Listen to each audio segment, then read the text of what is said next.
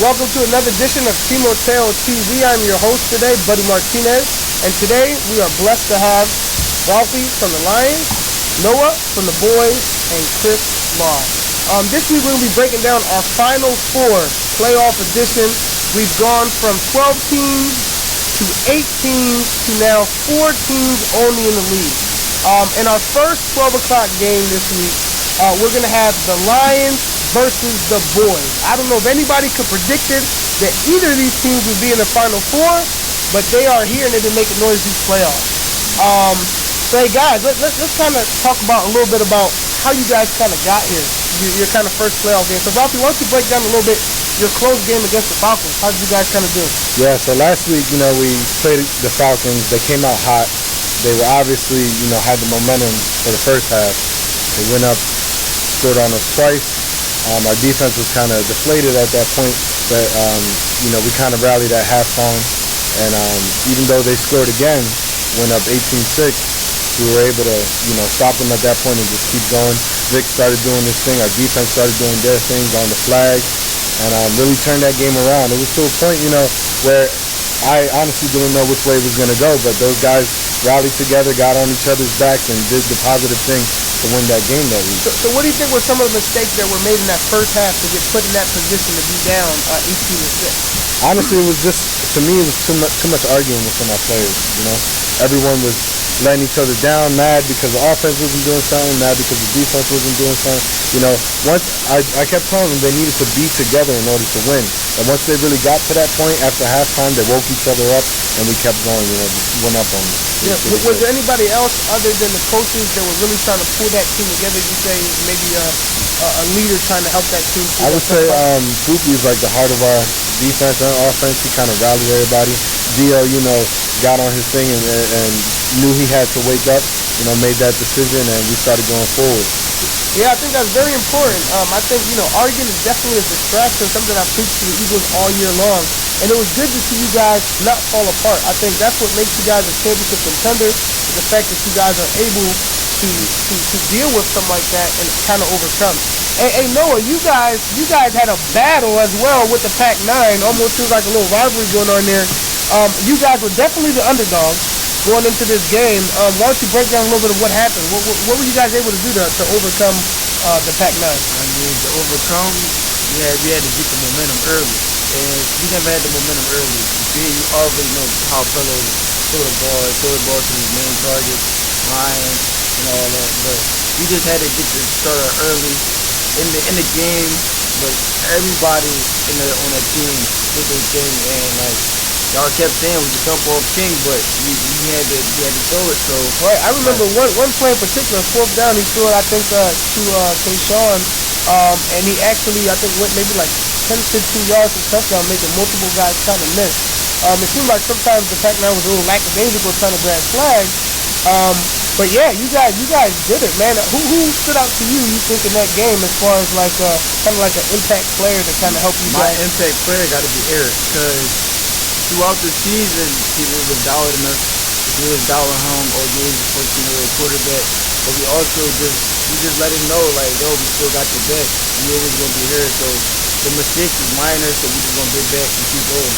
So I give it to Eric, because Eric he didn't have no interceptions that game. So I was just let him go with it. That's right. So it seems like he's starting to make and improve. He's starting to make great decisions as a quarterback, right? So sometimes it's harder to hit the wide open guys. You don't kind of have the vision, but he's starting to get a little bit disciplined on kind of who to hit. So he's definitely evolving as a quarterback, and I definitely see the Cowboys defense definitely making plays in that game to kind of keep them in the game. So Chris, why don't you got some facts over there, some stats for us for this breakdown between the Cowboys and the Lions? Just a couple of them. They met each other at week 5, and the Lions spanked them 30-12. Going into the playoffs, as of right now, the Lions are second on offense and first on defense as the 4 remaining teams. The Boys are third on offense and fourth on defense. But offensively, the entire season, the Lions have scored 301 points, even counting the playoffs, and the Boys have scored 201. And so, but with that said, the Boys have scored more points over the last few weeks than they had earlier in the season, so they've actually showed a lot more improvement.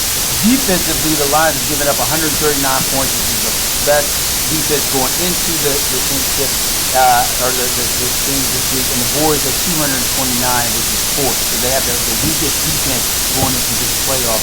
So that said, I think there's some tangible things we'll talk about here in a minute that they'll make it a closer game than just a standpoint view. But it's definitely Lions are heavily favored in this game. Yeah, well, let's talk a little bit about quarterback play. We have two quarterbacks who are rookies this year at quarterback. Ralphie, why don't you break down, you guys, the Lions have definitely been struggling for years and years to kind of get an impact quarterback caliber player. How proud are you of Vic?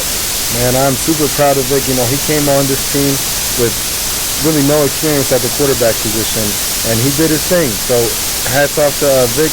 He led the offense at certain points where we needed him to, and he really stepped up. He makes good decisions.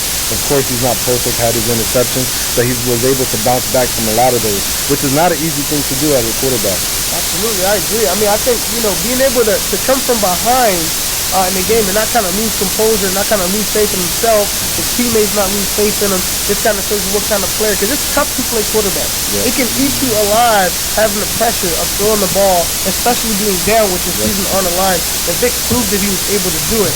Now how about you, Noah, going into your game, you would think, I guess, Bello would have the advantage over Eric at quarterback, but Eric was able to hang right in there, and I guess you can kind of say he outplayed Bello in this week's game. Yes. I give heads off to Eric because over through practice, we would just keep telling him, like, do what you have to do, like, keep rolling. Don't think about the negative, think about the positive. Because as a quarterback, they do eat you up, but also, you got to also think positive as a quarterback. You also got to achieve what you want, and you always have to have your team behind your back. So he was a great leader, a great young leader as a quarterback right now. Now, do you see any difference between the beginning of the season and now, where Eric has kind of improved that quarterback? Yes, I watched a couple of the videos from the week one. He threw a lot of interceptions.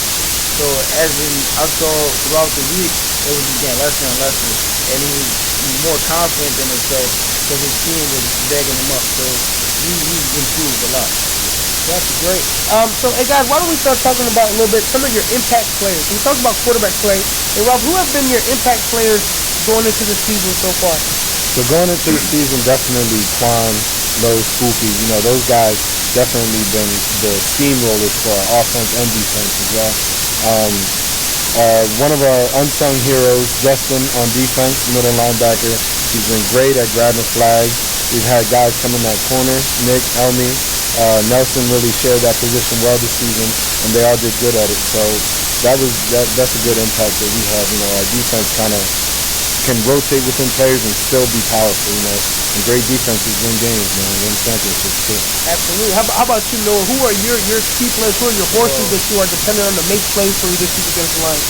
Mine is Deshaun, Eric, me, the whole team, Mike, Adrian, the defense. If our defense is strong, then we can hold down the line.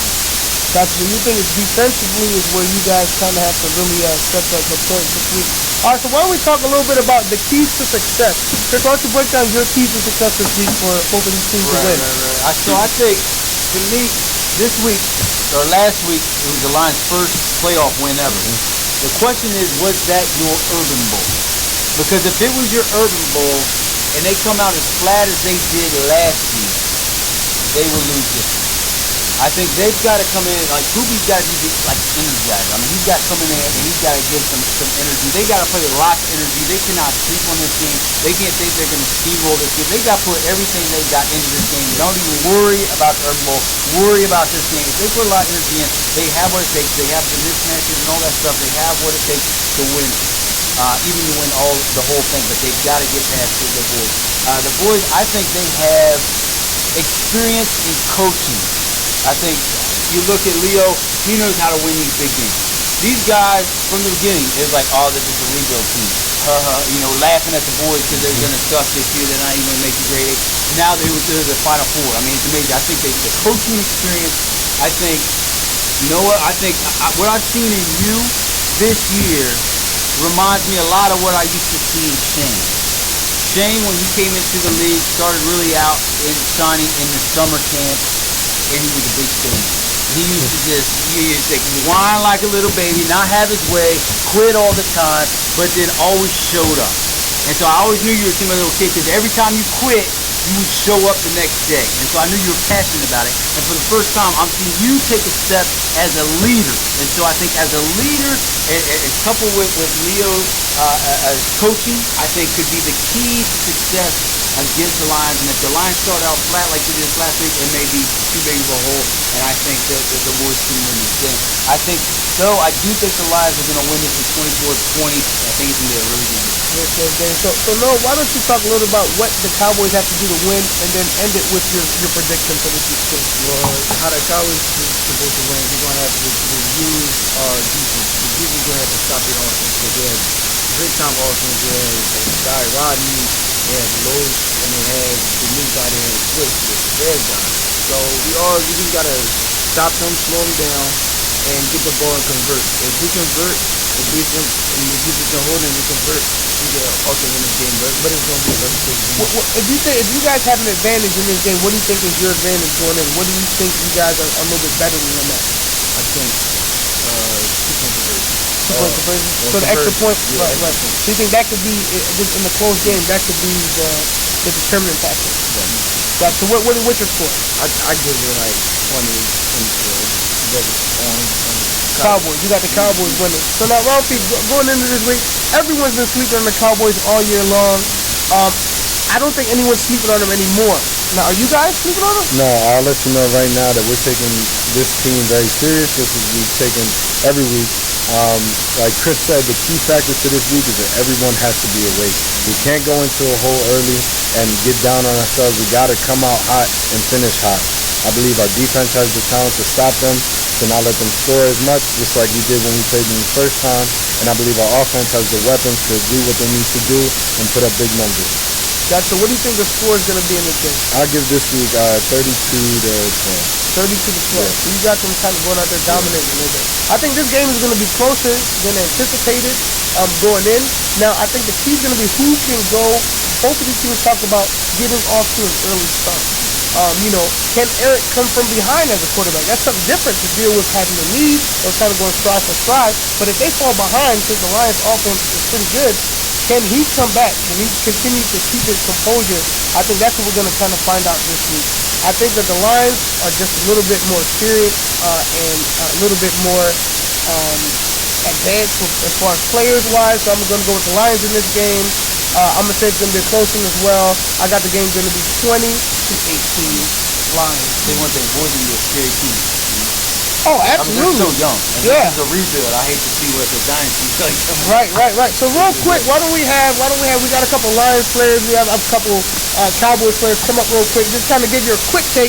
You guys got 30 seconds each. Just kind of go, what you think's going to happen this week in this game? Go ahead, Gio. What do you think, bro? 46-12. 46-12. Why? How you guys going to get to 46-12? He's going to have 46. We're going to have 46. Our defense is shutting down. So you think your defense is too much for him? Your offense is going to be too hot for him? How many points you scoring? Can you sack the quarterback? How many times you going to sack him? 3 times. That's light work, huh? All right, Los, real quick, what is your score, man? What you got? I think it's 16. Look at the camera. Look at it. If people don't know you yet. Here we go. Us winning. 30 something. 30 points. You got a close game, 30 points. How you guys going to get to that? How you going to get to that score? What's going to happen? Is Eric going to be on fire this week? He's going to score it, but our defense is going to stop him. So defense going to make the points. Eric, can you handle this pressure of being in the Final Four, Eric? Are you going to come produce? You are going to produce. What you going to do this week, man? Tell me. You're going to score. Yeah. 0 interceptions this week. So you got what it takes. You got it. Hey guys, this could be an interesting game. Definitely come check it out. It's the first playoff game. Lions and Cowboys. Don't sleep at nobody. Be there at 12 o'clock to see who's going to advance and get to the Urban Bowl. For the Lions, this will be the first time ever they advance into the Urban Bowl. So let's see who goes out there. It should be a great game. All right, Timothy.